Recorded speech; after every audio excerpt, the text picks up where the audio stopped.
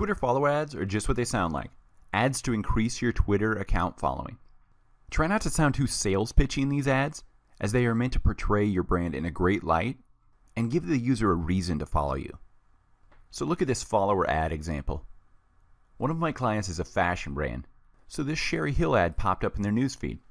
This is a simple but great follower ad. Since my client's brand was fashion-based, this Sherry Hill brand obviously targeted that interest in their ad, and possibly the keyword fashion.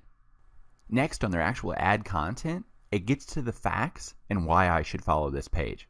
Love fashion? Follow Sherry Hill to keep up with the latest trends. So I'll keep up with the latest fashion trends if I follow this handle. Another note, in these follower ads, I always judge the profile image and the ad image quality. This is just a precursor of what style and what quality of content they will be posting. So they have a nice clean logo, and then a great high quality photo with image branding in place. So right away, I want to follow this brand. This is a great follower ad. With our clients, the best results we see are from targeting followers or @ handles that are similar to their brand. And then to pair with that, just like the Sherry Hill ad did, was to target interest. Target people who are interested in following other brands in a specific category, such as fashion. So you can see in my example, I targeted a young demographic fashion brand and then the fashion. This will get you a very broad, large audience size. But with multiple user handles following, remember, we can go into our analytics, click that campaign, and then click @ handles to see which handle drove the most followers for this follower's ad.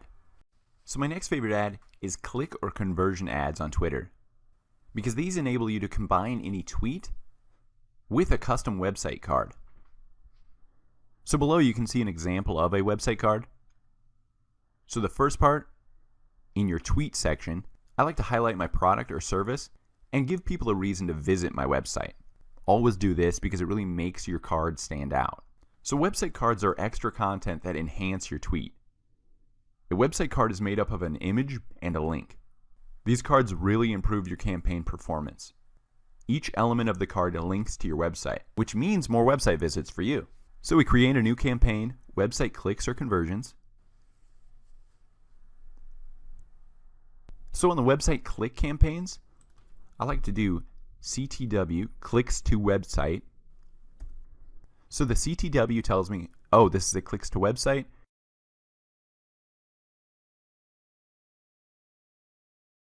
So now down here, this is what I was talking about. What is a website card? This is what's going to appear below that tweet. This website card makes anything on this promoted ad clickable to your website. So we look good. Let's tweet promoted only.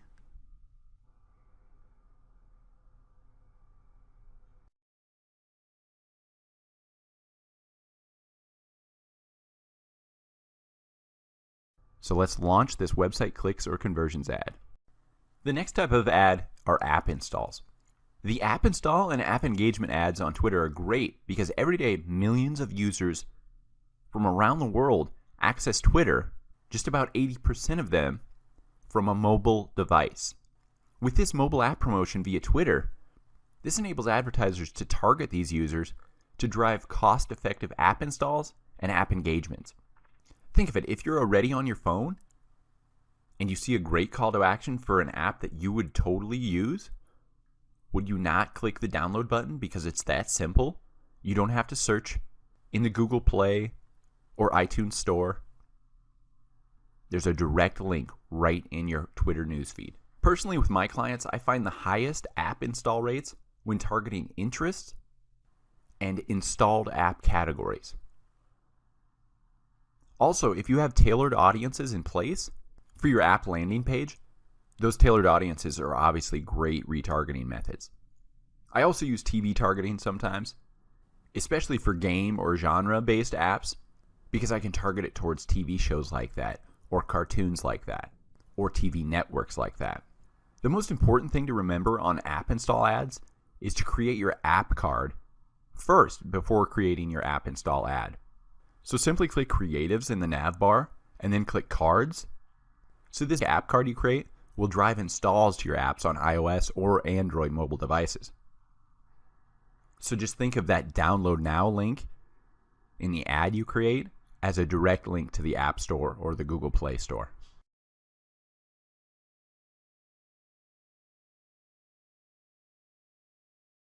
Remember, always A/B split test your ads. Test one variable at a time and see what performs best.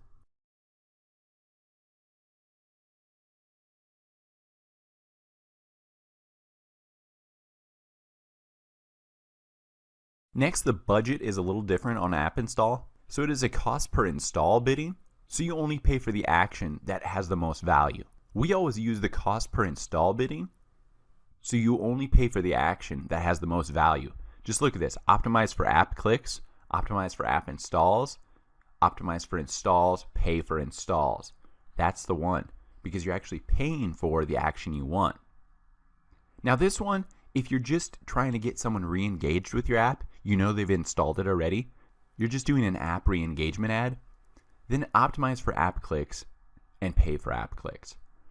But for the most part, when you're working with a client and trying to get your mobile app to the masses, you want to get installs on their device. So optimize for installs and pay for installs. By doing this, we've driven our cost of these campaigns down by 20%. Because with clicks, it's tough. Yes, you're building an audience that you can remarket to. But for the most part, it's those first impulse people that click download now that we want. So again, A/B split test, but for the most part, optimize for install and pay for installs is our best result. Tweet engagement ads are one of my favorite because they allow you to truly mix click conversion ads with engagement ads.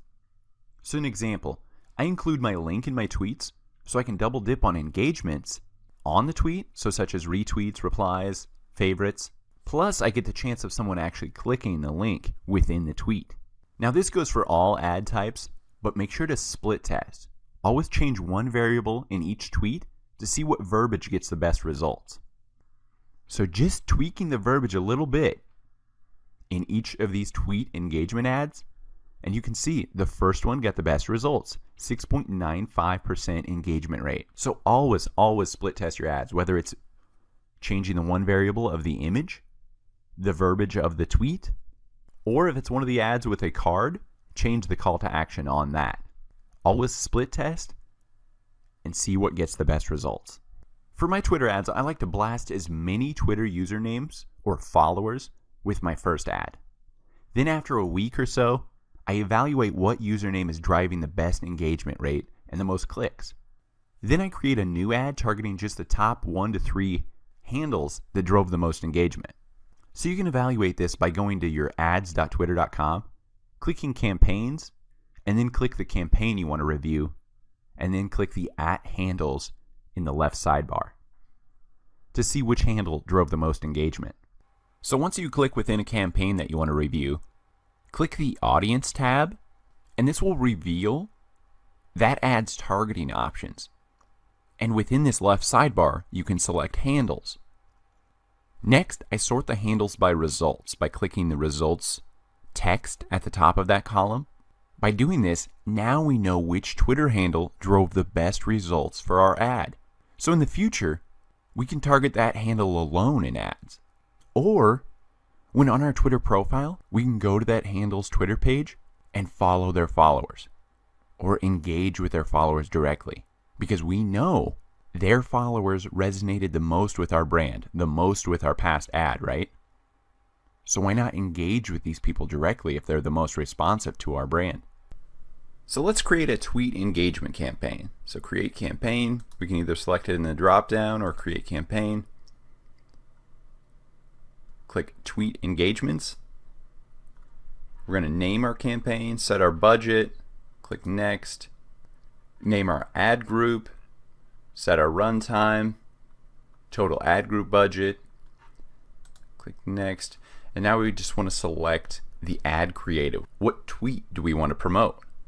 So organic tweets, these are tweets we've done, or promoted only tweets. These are the ones we can compose right here. We can create a tweet just for promotion only. But that's fine, we'll use an old one here. Check out Course Envy. Next, now it's under targeting where you can get very specific. Do we want to target past audiences? Tailored audiences we've created already. Course details page, course thank you page, course NB homepage. So if I want to remarket to a warm audience, I want to select course NB homepage. This is a general audience that knows the course NB brand, but maybe didn't purchase a course. And for this ad example, that doesn't necessarily even matter. I'm just looking for tweet engagement. I just want more people engaging with my tweet.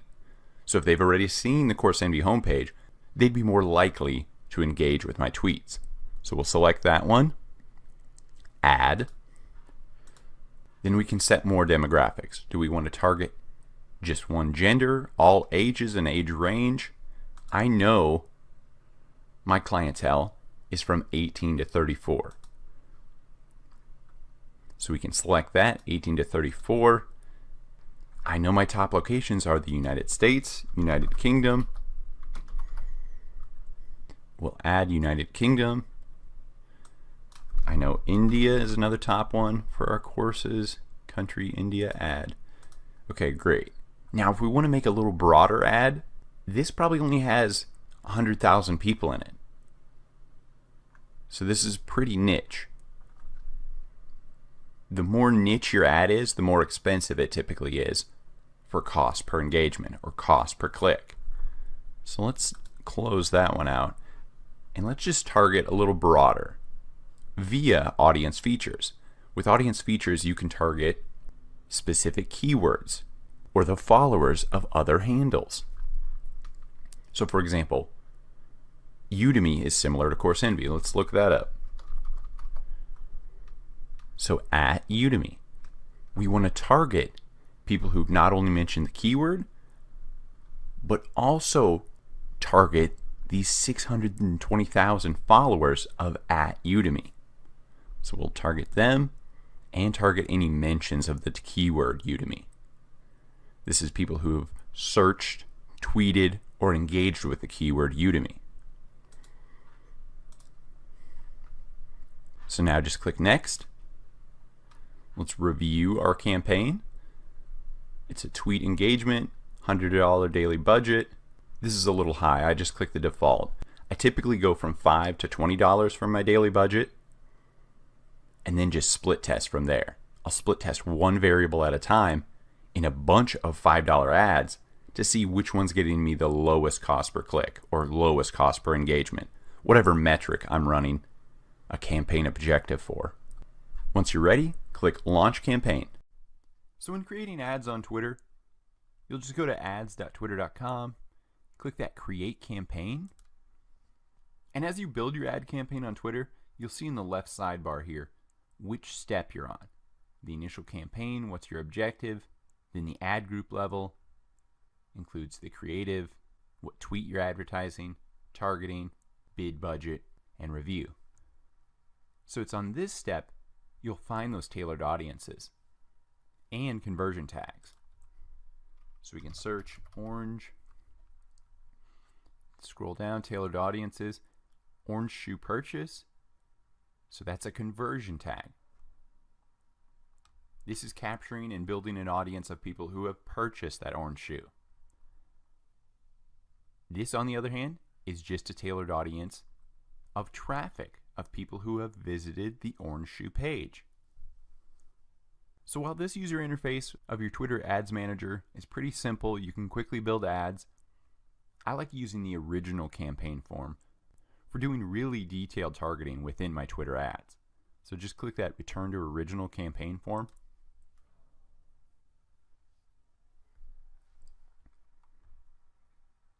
I like this original campaign form because I can see right away, there's my objective. I selected a website clicks or conversion objective.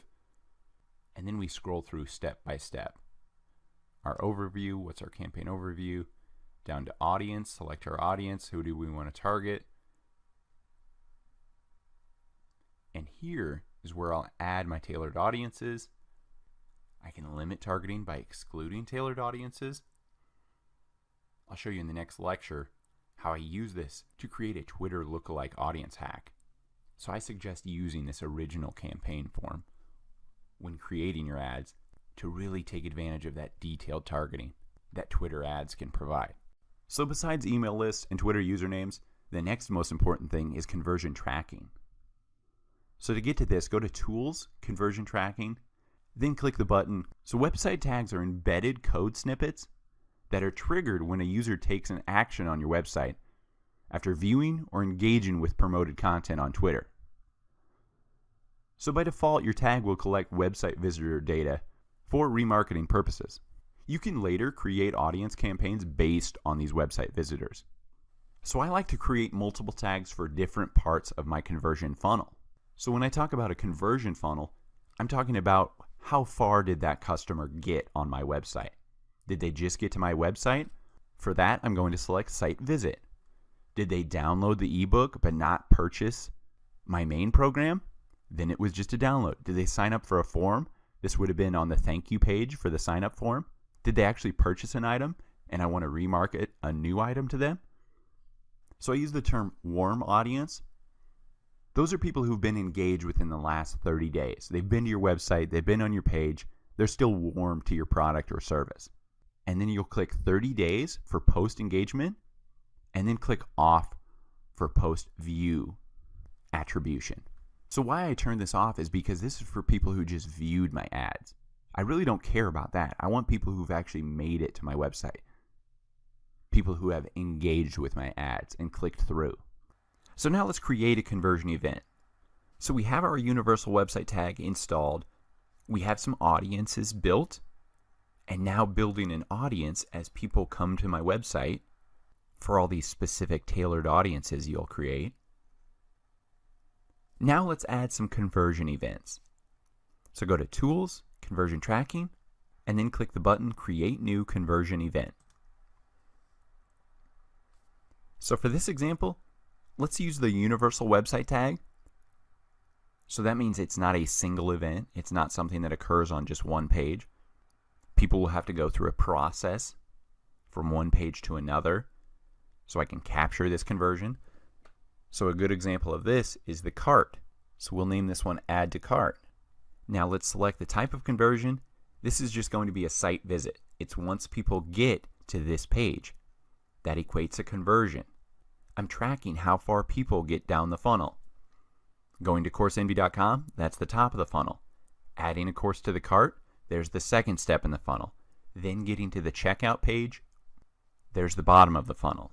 So site visit, universal tag.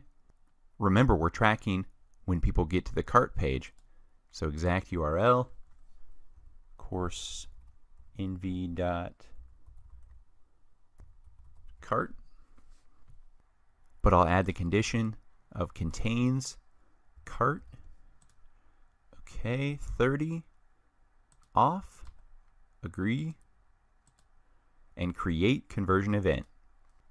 So as you can see on our conversion tracking page, CourseEnvy Add to Cart, it was a universal website tag, and it will switch to tracking once someone has landed on this page, once someone has added something to the cart and got to CourseEnvy.com/cart. But now let's make use of the single event website tag. So create a new conversion event.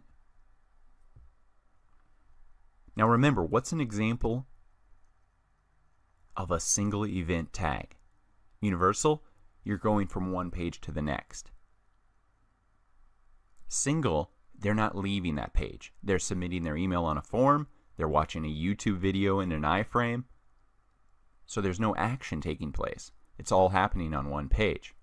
So for this example, let's do header email sign up. So type of conversion, this will be a sign up. This is a single event. And then it gives you the option to create a tailored audience.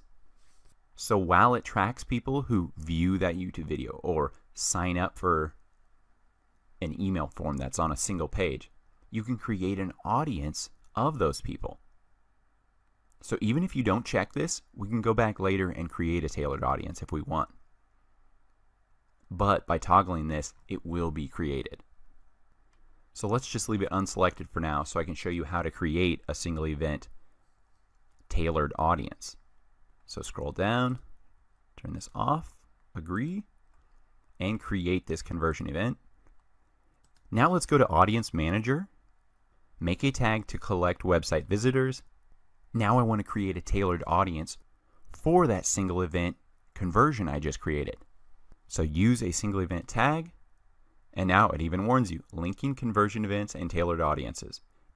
Because as you can see, if I try to create a new tailored audience for that single event website tag first, it says in order to create a conversion event and tailored audience for the same single event, we need to create the conversion event first. So this is why you toggle that tailored audience box while creating the conversion event. So let's cancel this, go back to conversion tracking, and as you can see, conversion header email sign up, audience not created, so edit, and here we go, create a tailored audience.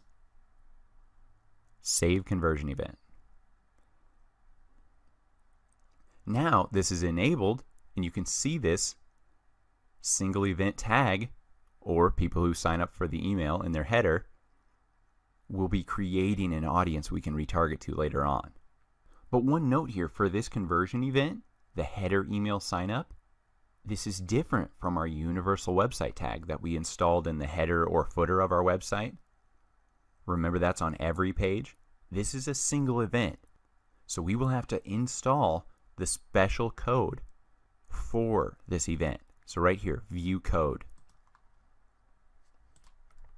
So copy this code and then embed it on the specific page that this single event occurs on. Create a new campaign.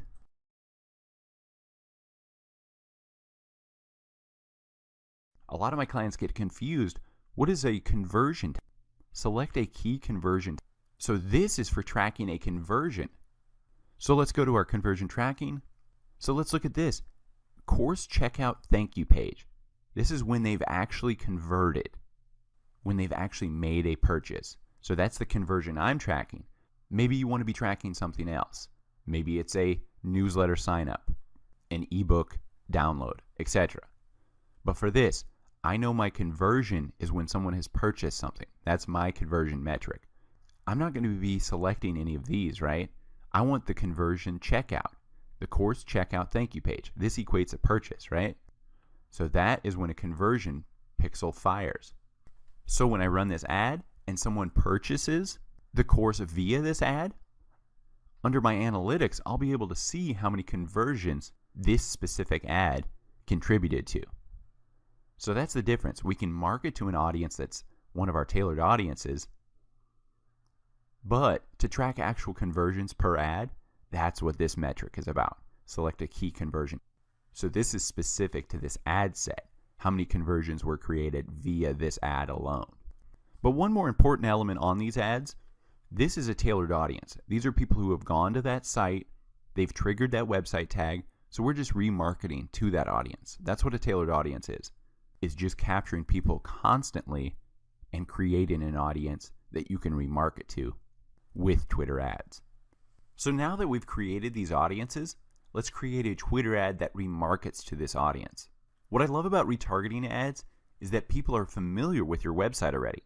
They've already engaged with your Twitter ads or website in some way and will be much more responsive to ads, especially ones with a call to action catered to them.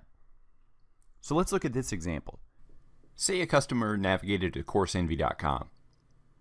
Because I have this audience pixel in place, capturing this traffic, it's building that audience out so I can remarket to them when I select this tailored audience while building a Twitter ad. So with remarketing, we can create any type of Twitter ad and target it specifically to people who visited this page. So let's look at our audience manager. We can target this tailored audience via a Twitter ad and create an ad just for people who have gone to this page. We can continue on our website click campaign. So this will be our orange shoe purchase campaign. What's our key conversion? This is our orange shoe purchase. So this ad's goal is a conversion of an orange shoe purchase.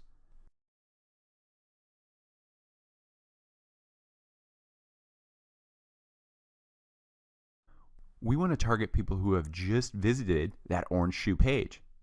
So we browse our tailored audiences, orange shoes page. So we select that. So this ad will include the tailored audience of people who have visited the orange shoe page, but exclude people who have already made a purchase. And on top of that, remember under the details step of this ad, we've also selected to track the conversion event of orange shoe purchases. And it'll mark as a conversion in my analytics once this ad creates a conversion. But one more note, in this select your audience section, notice this, expand your reach by targeting similar users.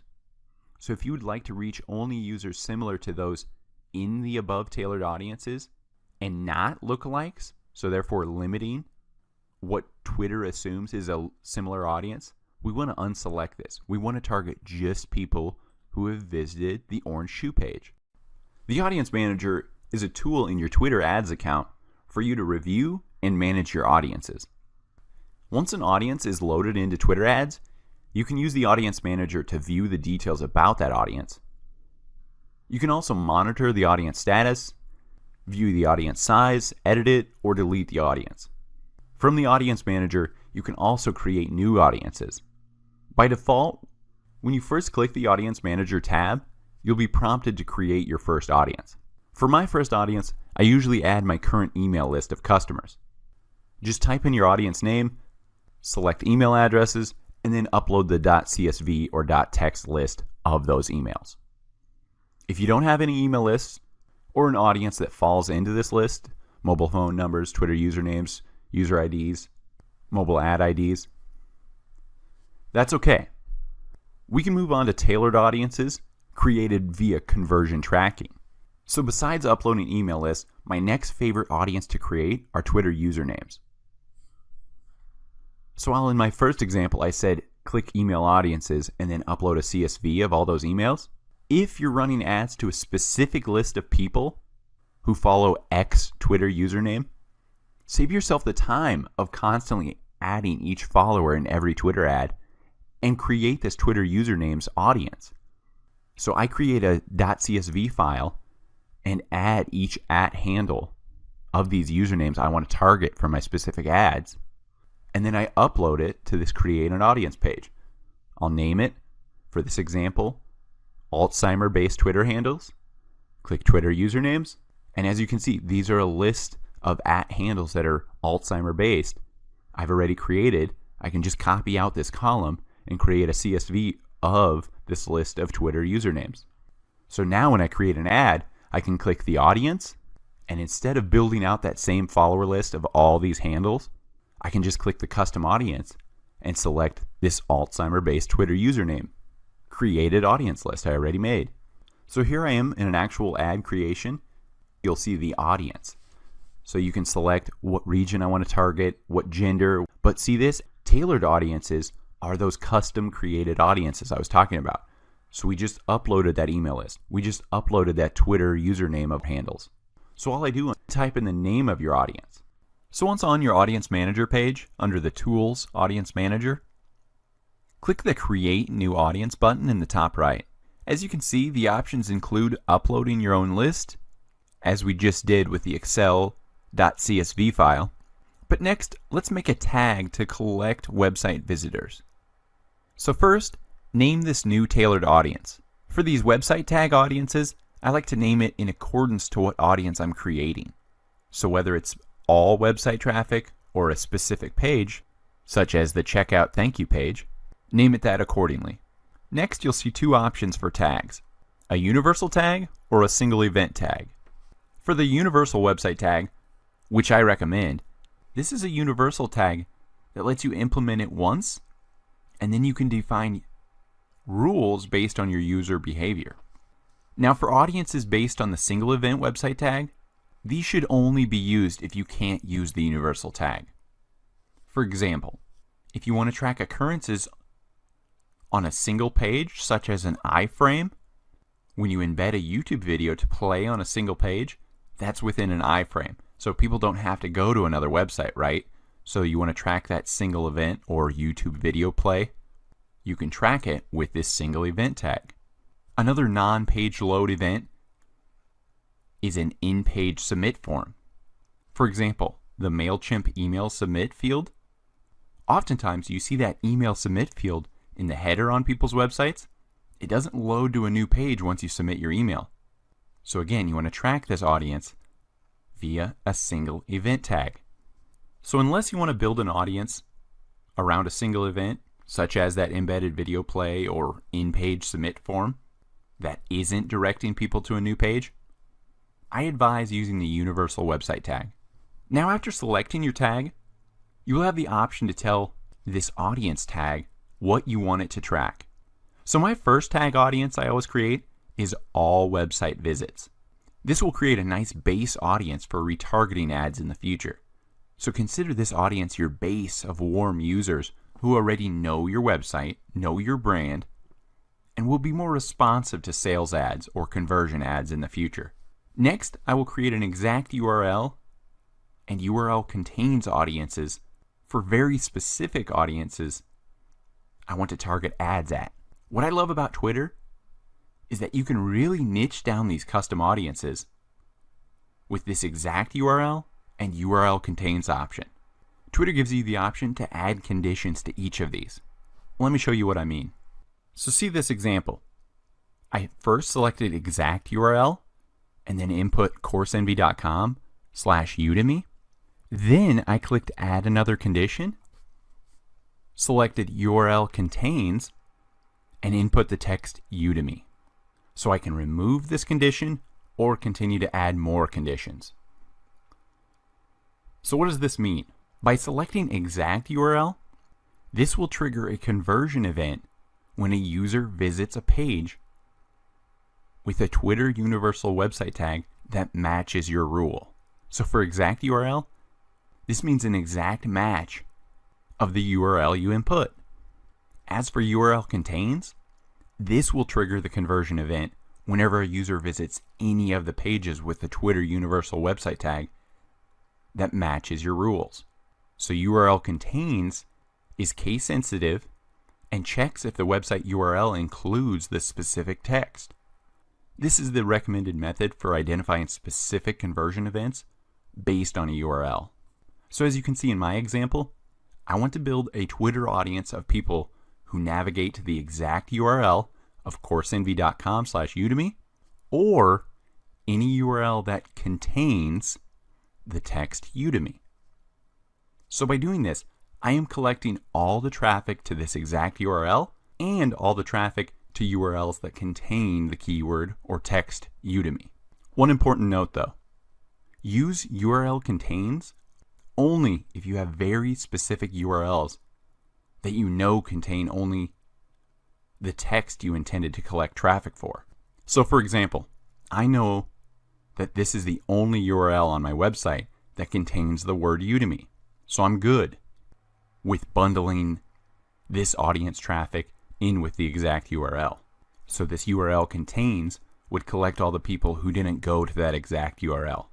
For example, maybe they input into the address bar directly coursenvy.com/Udemy and didn't find it on Google where it has the www parameter.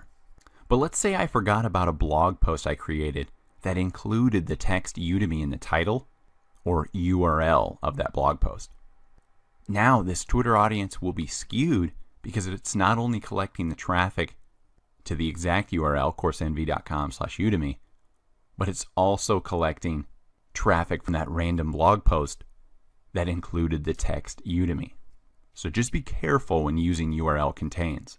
Once you've added all the conditions you want, just scroll down, click the I agree box, and then click the Save Tailored Audience button. So once you've created an audience that uses the universal website tag, you'll need to install it on your website. So if you didn't copy the universal website tag code right away once you created the audience, that's fine. You can get back to it under Tools, Conversion Tracking, and right here, view code and installation instructions for the universal website tag. So click that. So for installing the universal website tag, they advise copying this snippet below and pasting it at the bottom of all pages on your website before the closing body HTML tag. So we'll copy this all. Then you'll want to go to the editor of your website. So for us, we use WordPress. So under Appearance, Editor. So rather than installing this universal tag on every web page, just install it into a theme feature that appears on every page, such as the theme footer and the theme header. So let's just click theme footer. So like Twitter advised, paste it in before the closing body tag. So we'll put some spaces there, paste it in, and there we go. We have it commented out. It's the Twitter universal website tag code. So in order to grow your following on Twitter, you need to connect with people in your niche. So I like to find 5 to 10 competitors in my field and then click on their followers tab. So once you're on their profile page, just click that followers tab. The first one by default is their most recent tweets, so this one's selected, but just click followers and then you'll see their past followers here. So you can follow people who are like-minded to your brand. Because these people follow this brand and they're similar to yours, if you follow them, there's a good chance that they're going to check out your profile and see, oh, this is very similar to my taste and liking. So by following these Twitter users that already follow your competition, I get an average 30% follow back rate just because they're already interested in my niche. But then every 7 to 10 days, I unfollow everyone to keep my following number low. Notice these guys, 758. They're only following 700, but their followers are 500,000. If I kept up on this following people, I don't want an even amount, right? I don't want that many following. It just doesn't look as good on Twitter. So you want to keep your following down, but your followers up. So for local businesses on Twitter, it's great to connect with people in your region. You can use the following tools to find people who are in your region and interested in your industry. The next most important thing is to not just follow these people, but to actually engage with them. Too many brands that bring us on are currently just tweeting at their following. They're just blasting them promo and really useless information. First of all, start curating better content and interacting with your actual following. Go out to their pages. They're already following you. Start to interact with them. Give them tips. Give them feedback on what they're tweeting. Build relationships with your following, and they're going to tell their friends about you. They're going to share one of your posts. They're going to retweet your content. By following their conversations and adding your 2 cents, that instantly builds a customer rapport and makes you above the competition in their eyes.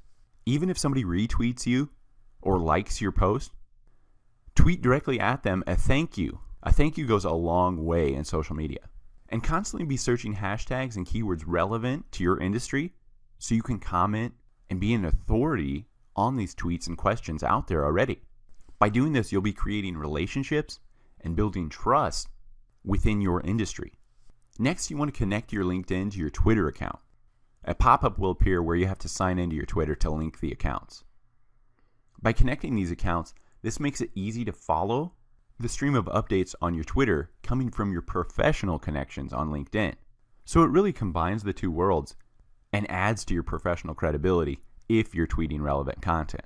So from our data with all our clients, the best time to tweet, or at least the highest number of clicks per tweet, occur between 2 a.m. and 4 a.m., peaking at 2 and 3 a.m. Also, our data showed that 5 p.m. had the highest retweet time. So for highest click-throughs, seems like a lot of people who can't sleep or are going to bed late. This is a very young demographic on Twitter for the most part, so I can see why there's that late time of interaction with tweets. So you'll want to use some automatic posting device, such as Hootsuite, to have some posts actually post right at 2:30 a.m. or right at 5 p.m. Next, you'll want to cross-promote your Twitter account to gain followers from your website, blog, and other channels.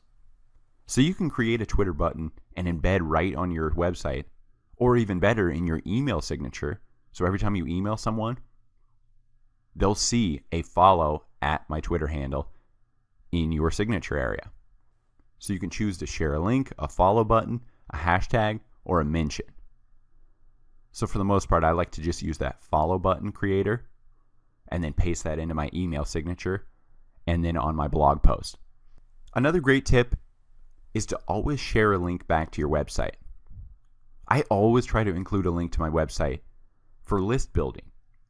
Remember, list building can be done via email capture. Say if you offer something for free in exchange for an email, like a newsletter, an ebook, a trial service, then you can capture those emails with apps like MailChimp or Lead Pages right on your website. Or the next thing you can use is tailored audiences. And these are used via website tags that you retarget with Twitter ads. So you can build these tailored audiences to remarket to on Twitter ads by simply pasting a website pixel onto various pages on your website. So when people check out and they get to their order confirmation or thank you page, that can fire one of these website tags and say, oh, this person has purchased before. There's a specific tailored audience, people who have purchased. We can remarket to them other products to buy, other upsells. Maybe another tag is people who get to your website but never purchase. There's people we can remarket to the original product or original service because they're warm to your audience. They know your product. They've been to it. But you can now remarket to them sponsored Twitter ads. So I'll cover more of this in the Twitter conversion tracking lecture. But again, always try to include a link in a tweet. So whether you're capturing their email or just capturing them as an audience, a tailored audience that you can remarket to with Twitter ads, you're always at least capturing the audience in some way. So a great way to attract new followers is to jump on the buzz of trends and hashtags. So the first great place to find trends is via Google Trends. And this is found at google.com/trends. So you can see in the past 24 hours, LeBron James, Nike Incorporated. Those are highly searched things within Google. So these are keywords and hashtags to include within your Twitter post, because these are highly searched things currently. Next is Google Alerts. So if your brand is about online marketing, you would want to set the keyword alerts for when new articles or blog posts about entrepreneurship or social media marketing are published. So you can see in my Google Alerts, entrepreneurship, social media marketing, when a new article or new content is posted on Google, I am alerted at my Google Gmail email account, and it's usually great blog articles and great content on those two subjects, on big reputable brands like entrepreneur.com, social media bloggers, things like that. And what does this equate? Great content to post in your tweets. Remember what I told you. My highest engaging tweets are when I share very relative links that help my users. So this is why I have Google Alerts in place to tell me when there's great new content created on the internet for me to repost on my Twitter, on my other social media platforms. Next, I pair Google Trends and Google Alerts with my Twitter Moments. Remember, Twitter Moments in that top nav bar. When you click that, you'll see what users, hashtags, and keywords are trending on Twitter at this moment. So again, use these trends, keywords, and hashtags in your tweets, and you may be featured on this Moments page, or when someone clicks a hashtag, your tweet will show up in the news feed for that specific hashtag. So it's a great way to get discovered via people just looking for what's happening right now. And they see, oh, this person's got a very interesting point of view on this hashtag, on this topic. I'm going to follow them just because I liked them in this moment. I'm assuming everything they put out is just this good. So with trending content, I practice the following 3 steps. First is to add thoughts and opinions based on the news or trending topic. Even write a blog post about it on your own blog to share on Twitter. You're double dipping there. You're creating content for your own blog, adding these relevant keywords that you found either on Twitter Moments or on Google Trends. So you're increasing the searchability of your blog. Plus, you're jumping on these hot hashtags on Twitter possibly. Number 2, take retweetable quotes from the article. Here's an example I recently used. Twitter is hands down the most targeted ad network. Look at this example. So I wrote an article about niche advertising via the Twitter advertising platform, and then I just copied that great quote out of that full article, pasted it into my tweet, and then finished the tweet with the link to that blog post. At the end of the tweet, if I still had any room, I added a hashtag that was actually trending that day about a Twitter update. So it was a trifecta. I created a great blog post. I pulled a quote from it that intrigued people to click that link, and I jumped on the hashtag that was trending that day about a Twitter update. Number 3, ask questions. I like to get people curious about the trending topic and get their input on it. What do they think of this trending thing? What do they think about this news topic? People love your opinion, but they love their own even more. So the best part about these tips, you can use all 3 methods to tweet the same blog post multiple times. Don't ever feel like you can only tweet a topic once. I minimally share a blog post 3 times. Look at any of the big Twitter handles. Scroll down their feed and you'll see they're constantly resharing content or repurposing content every 3 to 4 days. Because think about it. You're not going to be hitting the same people in your audience. One person may get on their Twitter at noon while another gets on at 6 p.m. So I'll share a blog post at noon on Monday. I'll share a quote from it and a link to it at 6 p.m. the next day. Then I'll ask a question relating to my blog post in the morning the next day. It's a great way to constantly keep your Twitter feed full of relevant content and engage all of your audience throughout the day. Next are hashtags. Use these hashtags to create and curate conversations around your brand. Here's an example. A charity challenge it's following to try to eat one day on under $5 and to tweet about their experience with the hashtag #HungerChallenge. So they created a unique hashtag to their experience and usually throw your brand name within that hashtag. But when anybody clicks this, when they see a tweet with #HungerChallenge, they click this, it's going to pull up a news feed of every tweet that has included that hashtag. So by creating unique hashtags for your brand, you can make a topic viral on Twitter and really create a lot of buzz around your cause or your sale or whatever promotion you're running. Next, partake in Twitter chats via hashtags. So simply go to Google and search your industry keyword with the keyword Twitter chats next to it. So if you're a chef, you could type in food Twitter chats, cooking Twitter chats, recipes Twitter chats. So Twitter chats are the best way to connect with like-minded users on Twitter. So an example, #FBloggers. So this is for all the fashion bloggers. There's a specific fashion-related chat using the hashtag #FBloggers on Friday nights at 3 p.m. Eastern. So anybody interested in talking about fashion will get on at 3 p.m. on Friday, and every tweet they post includes that hashtag. So search a few Twitter chats and look at the history on that hashtag to see what people talk about, see how they collaborate, see how they share and talk about retweeting each other's items. It's really interesting the collaboration that can take part across the world just via these Twitter chats. And finally is advanced Twitter search. This is at twitter.com/search-advanced. You can find people talking about your business, product, or service and tweet reply directly to their handle. So an example, I helped a contractor in Los Angeles find people who actually typed in the keyword contractor in their tweet. Most of the posts were older, but these are still people you can reply at and say, for future home repairs, message us. We do same-day repairs, and then finish the tweet with their domain.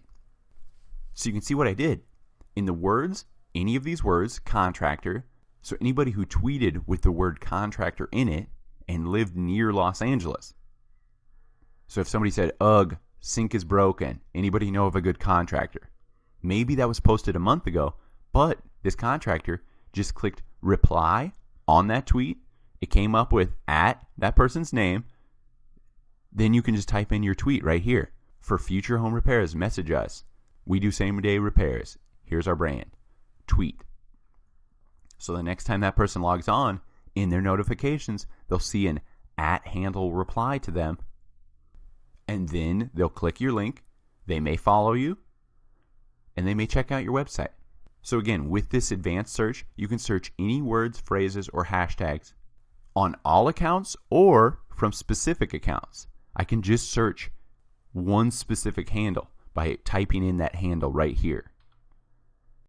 Now let's go over how to tweet. Simply click the tweet button in the top right-hand corner of any Twitter page. A new Compose Your Tweet pop-up box will appear. So once you're signed into your Twitter account, whether you're on the home page, here's the tweet. Whether we're on our profile, here's the tweet button. This is how we post content. So tweet, and then you can start composing your tweet. So as you type, watch this little circle fill up. This is your tweet character limit of 280 characters. So let me just copy and paste this for ease and watch that circle fill up. That's our character limit filling up. Okay, so we have 10 left. There we go, we're out. So the character limit used to be 140, which I like to compare to a meta description. It's short, concise. I'm going to get my point across in 1 to 2 sentences. So you can put a little bit more content within these 280 character tweets. But still, Twitter is all about quick, short, easily consumed pieces of content, advertising, and so on. So some things we can do with a tweet besides just text. We can upload images or videos. So let's click that button to upload a photo or video. I'll just click one of these. There we go, so we have the photo added. So the nice thing about this photo hasn't taken up any of our tweet content, so we can kind of double dip with a photo. We can not only promote with the text in the tweet, but we could put a call to action within that image as well, or a video we upload. So let's close that. We can also add a GIF. So when you click this, you can search the Twitter database of GIFs. We can poll our audience with this one, add a poll. So in our tweet, I'll ask the question, what course next, students? Change our poll length, days, hours, minutes. Let's just tweet that out. Scroll down, and here we go. We can see our poll. There's 23 hours left until this poll displays the results. Say we messed up, we don't want to actually post that poll yet, just delete that tweet right here. Delete. Now let's go back to tweet. And the last thing is location. Do you want to enable or disable the location where you tweet from? So by default, your location is turned on. This is so you can add information to your tweets, such as your city or precise location. So really have fun with Twitter, but know your audience. These are people looking for snippets of news. That's what Twitter is all about. Quick nuggets of information. I've mentioned in past lectures the service bit.ly.com. I use this to shorten my URLs. Plus, Bitly offers a link click tracking service for free. So not only is it nice that you can shorten your URLs to save on your tweet characters available, but you can also track how many people clicked that link directly from your tweet. So you may be asking, what should I tweet? From our experience, the best results and highest engagement come from tweets that are sharing links to other useful content. The next best thing for us is commenting on trending news. So I mentioned moments. You can click moments and see what's trending, what hashtags are trending. So jump in on that trending news with your own comments. This next idea is also very similar. Use highly searched keywords in your tweets. So you can again use trending topics, trending hashtags, or using Google Keyword Planner, find some highly searched keywords to plant within your tweets. So when people are simply searching Google, they may stumble upon your brand via a past tweet. Another great thing to tweet is retweeting other people's content. So as you can see in this photo here, Mashable's page posted this funny thing about fluffy dogs getting haircuts. Right here is the retweet button, and all that means is that you're going to retweet their post directly onto your page. It gives Mashable credit for the original post, but you're also curating content onto your own page by retweeting it. And finally, lead discussions on topics important to your industry. So like I said, I like to get the conversation going with maybe a poll and then see where most people are leading towards. Maybe they want this type of course. Great. Then let's lead a discussion within that and ask for people's input. Ask for them to comment and reply to your specific question. You can actually use your audience to help build your next product, your next service, your next course. But it's on you to start these discussions and start these engagements with your following and the following of your competition. So another cool feature about your Twitter profile is pinning a tweet to the top of your profile. So to do this, you can see a tweet I had from the past, those same ... just click that and your drop down will appear, and one of the options is pin to your profile page. Pin to your profile means pinning it or sticking it to the top of your profile. So no matter what you tweet, this will be the top tweet. So as you can see, I pinned it, and at the top of my page, tweets, replies, pinned tweet. This moved up to my top tweet, even though it was in the past. Finally, if you want to unpin it, just those same ... and click unpin from your profile page. So some ideas of what to pin to the top of your page. Pin something that's the most important to your brand, such as an upcoming event. Maybe you're running a conference or having a social gathering or a product launch. Pin that to the top so when people come to your brand Twitter profile page, they'll see, oh, right away, hey, there's a cool event coming up. They don't have to scroll through your feed of past tweets to see, oh, there is something coming up. Put the most important thing at the top via pinning. If you don't have an exciting announcement coming out, the next best thing is to summarize your mission or brand and add a call to action, such as a quick description of what your company is about. Click here to check out our website. Then you could use one of those bit.ly links, the short URL links, to track how many people actually click that pinned tweet, mission, or summary, or call to action statement that you pinned to the top of your profile. So for calls to action, you don't want to be too salesy. You don't want to push your agenda or promotion too much. 3 tips I like to follow for call to actions include: how can you phrase your tweet to appeal to someone's curiosity? Look at this great HubSpot tweet: 12 secret features to change how you market on Facebook. First of all, top lists always do great. Top 5, top 10 tricks, top 7 ways to excel your marketing. That's a great appeal, first of all, because it's giving them a finite number of things. It's not a 10,000 word article that they have to read for a while, right? Oh, 12 secrets. I can get through that. Curiosity. And it piqued their interest. Yes, they will click on that. Number 2, what word choices will nudge a person's desire for self-improvement? So again, that soft sell, not saying, hey, we have this hair care product for sale. Direct them to your how-to on a straightening hair tip, or on how to curl hair, or on some other hair care management thing, if that's your brand. Then, once they read that article and they go, wow, that did help me, let me check out what products they're selling on this site. Number 3, simply ask for what you want. It amazes me at the engagement rate when I actually ask my customers. So truly, in your tweet, at the end of it, state, retweet this, like if you ... reply telling me ... You're asking your customer base specifically what you want from them. And for the most part, they will reply favorably. So before posting anything to Twitter, always think, what will encourage someone to click that link?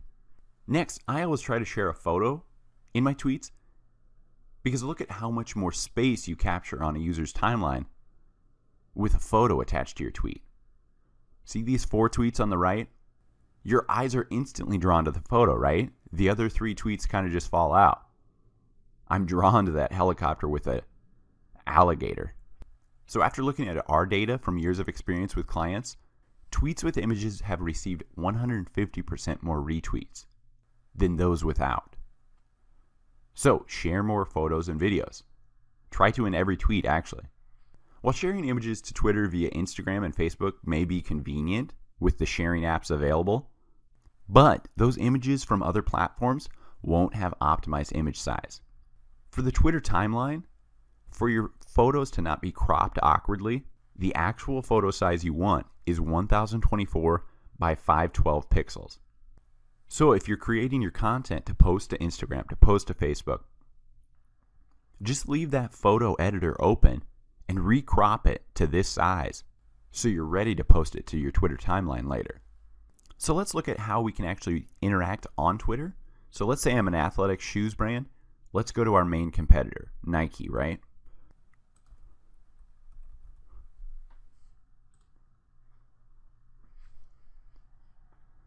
So this is a great page. Look at that profile image of their logo and then a lifestyle shot that is branded.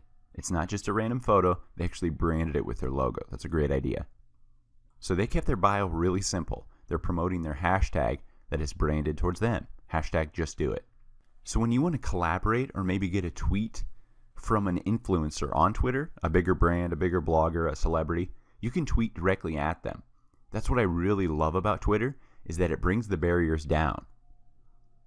Think of the biggest celeb out there. You can tweet directly at them. You can pretty much send them a tweet email. So look at this, tweet to Nike. All it is an @Nike. So when you lead off with an @handle, this isn't going to be publicly displayed on your homepage. People are going to have to click on your tweets and replies. So this won't show up in your main tweet timeline. So that's kind of the nice thing. If you're reaching out to people, it's just popping up in their notifications. So let's just type one at them here. Love the shoes. So tweet. We can head back to our profile. And you can see tweets. It's not in my actual past tweets. It's in tweets and replies. So, @Nike, love the shoes. So we can delete that. Click right here, delete that. We can tweet our own.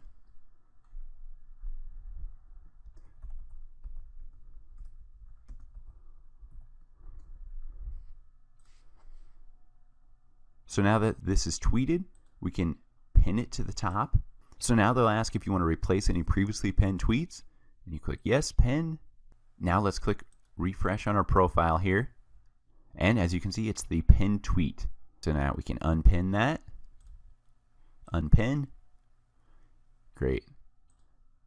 Now delete. So let's say we want to interact with other people.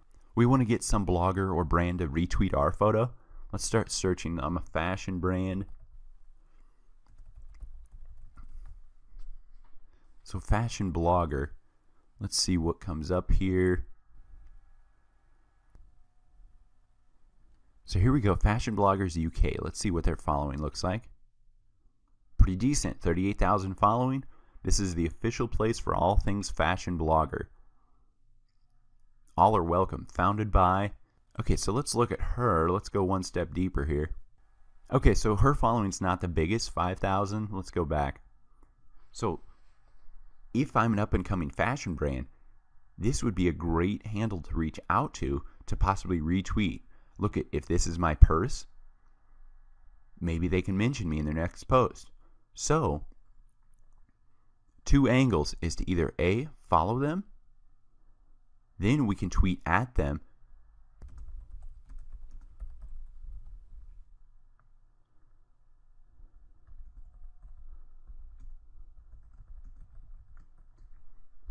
so something as simple as that, tweeting at them, would love to collab, follow me to chat. So we'll tweet this at them, wait for them to follow us, then we can message them directly. New message.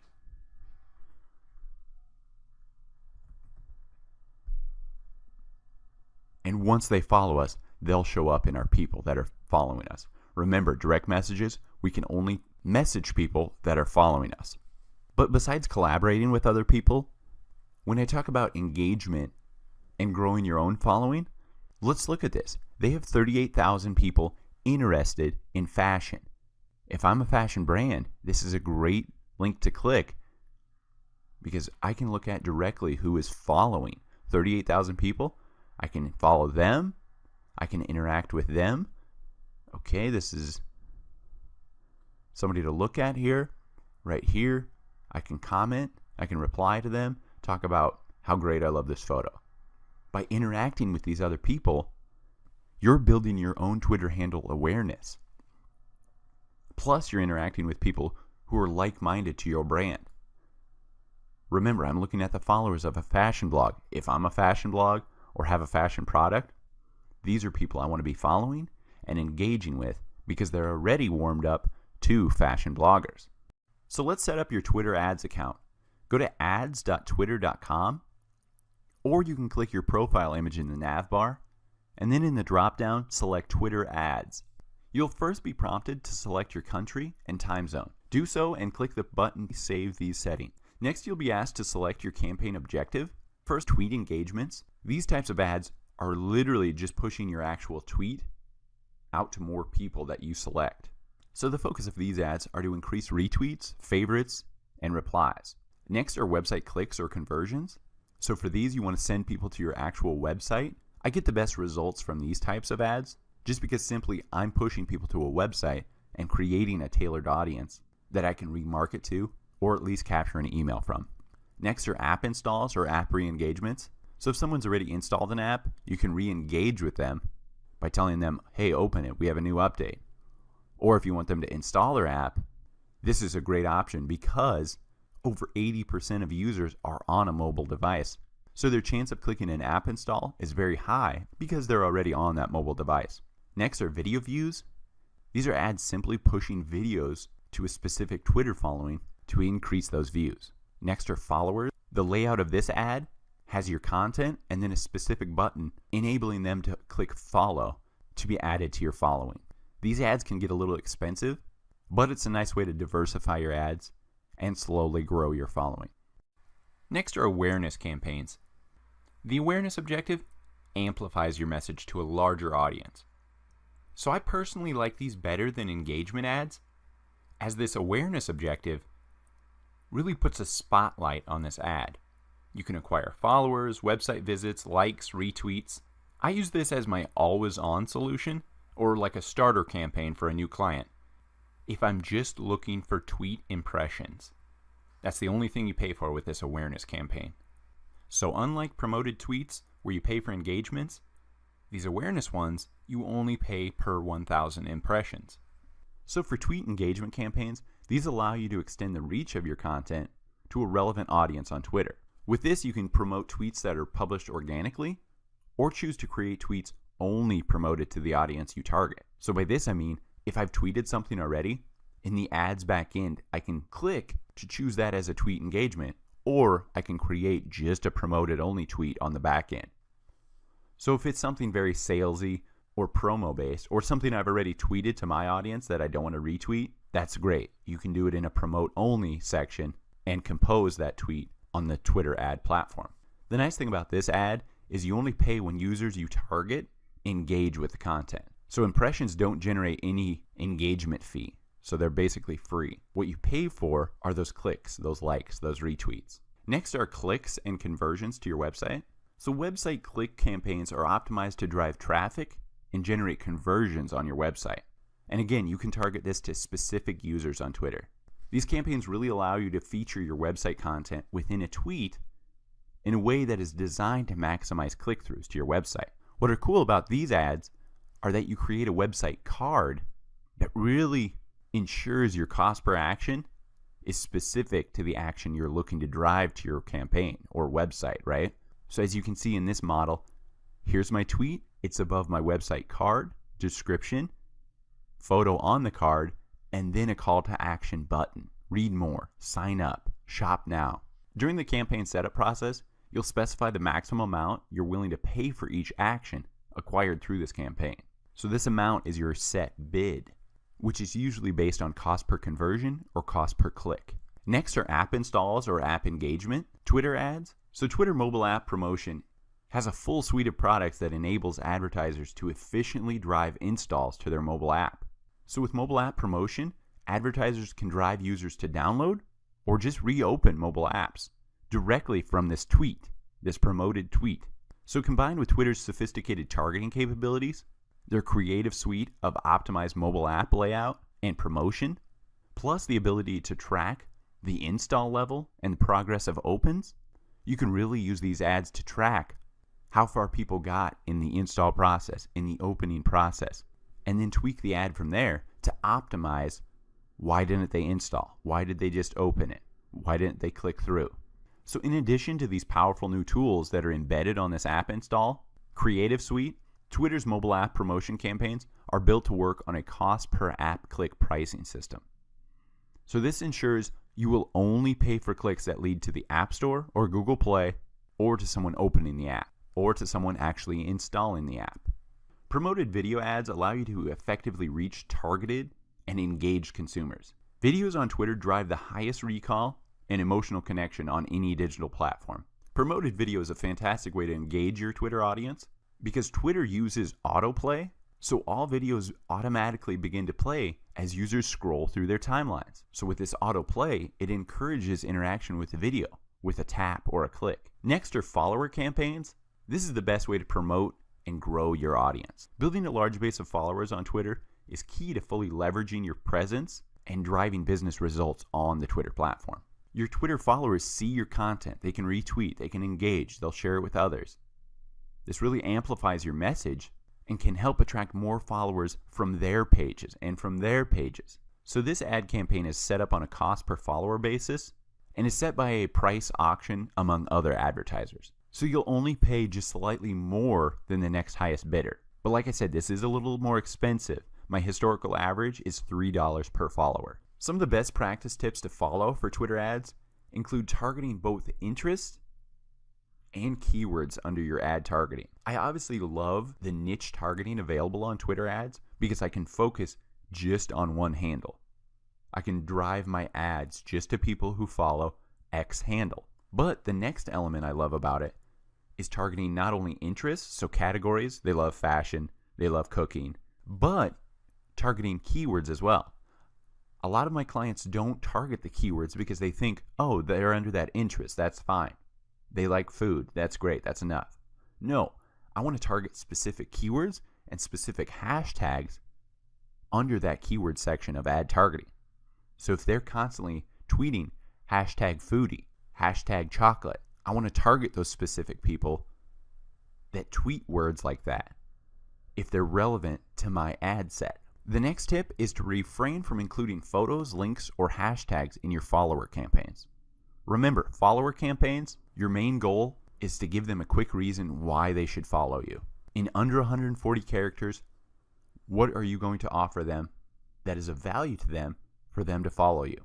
Avoid those sales pitches, those links to your website. What is the goal of a follower campaign? Getting that person to follow you. So provide the most value possible in 140 characters. Next tip, do include photos and links in your engagement campaign tweets. It's a great way to double dip because engagement campaigns are focused on retweets, favorites, replies. But if you include a link in your tweet, that also is included in the engagement campaign. So if somebody just goes and clicks that link right away, there's an engagement. And most of the time for us, those link clicks are cheaper via an engagement campaign than they are in a website click campaign. So it's a great way to double dip.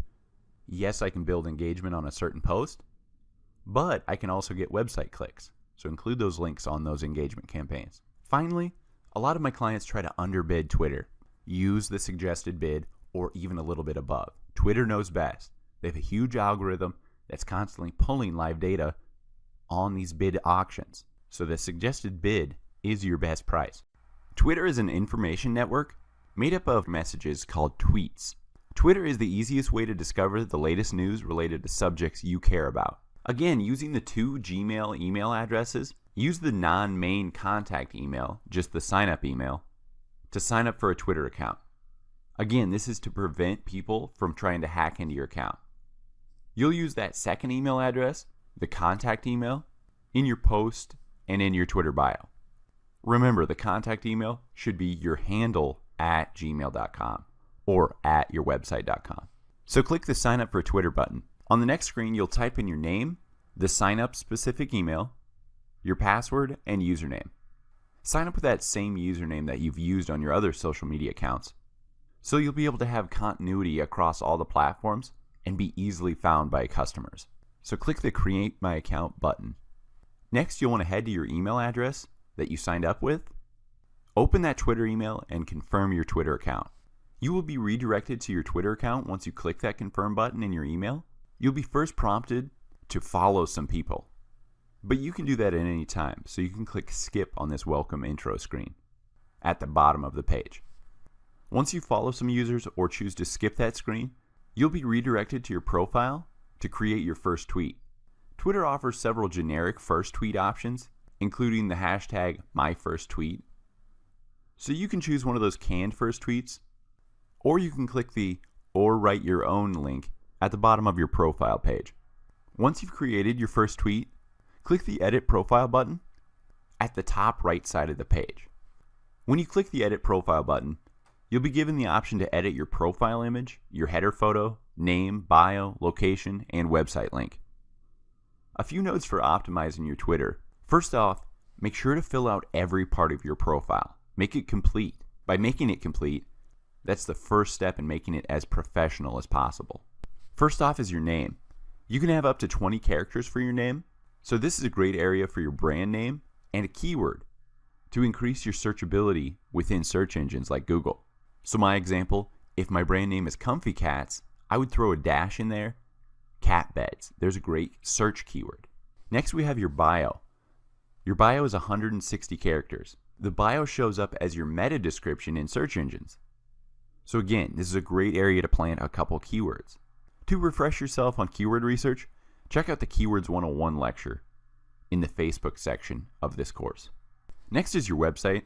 Even if you don't have a website, paste in your Instagram or your Facebook webpage. This is great for cross-promotion. Next, choose your theme color. This color selection is what your hashtags and clickable links and buttons will show up as on Twitter.